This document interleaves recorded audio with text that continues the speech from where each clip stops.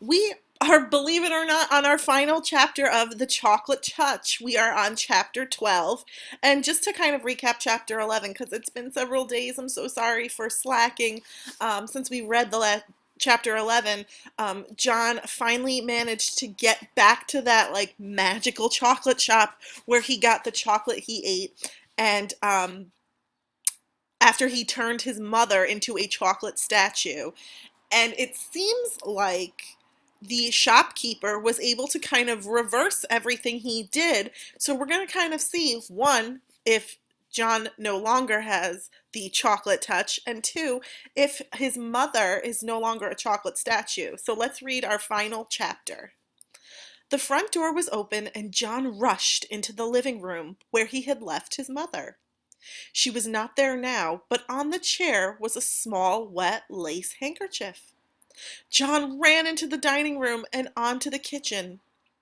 As he came to the kitchen door, he heard the ring of silver against crockery. Then he saw a wonderful sight, his mother arranging the coffee things on a tray. He dashed into the kitchen and flung his arms around his mother's waist, sobbing and laughing with relief and joy. See, this is why you gotta take good care of your mamas. They're good to you. Okay? There, said Mrs. Midas, stroking the hair from John's forehead. You've had a very disturbing day, dear.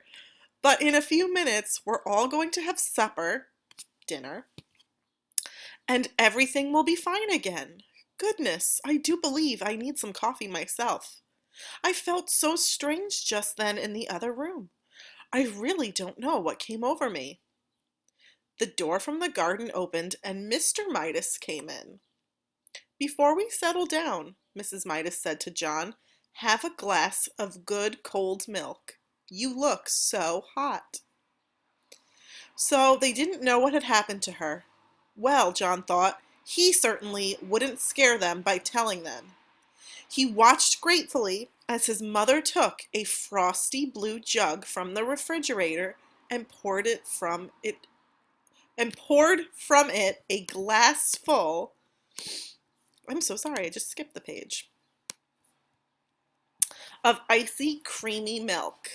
Trembling with nervousness, John tilted the glass against his open mouth.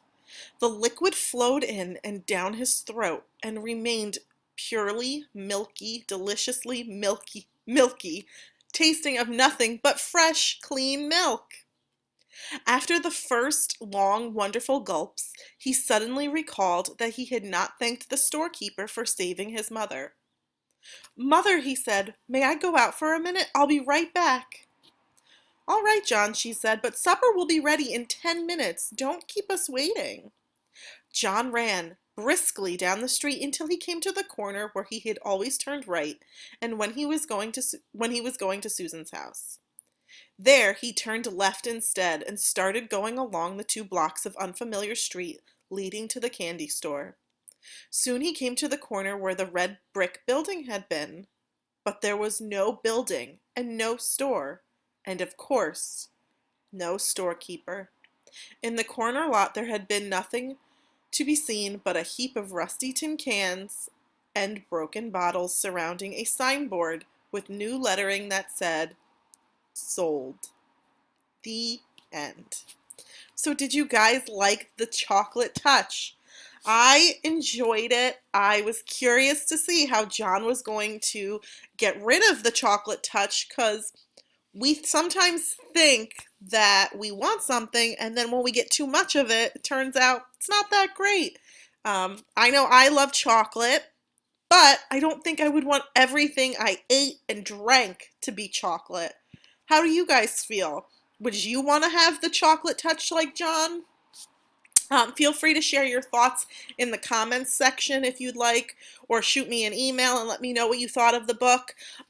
We are going to start a new chapter book. I am going to try to send out like a voting tally. I'm going to give us a choice of 3 chapter books from Epic Books, and I will hopefully get that up today. And I will let you guys have until maybe Thursday till vote, and then on Friday we'll start the new book. If I don't get any votes, I guess I'll have to pick.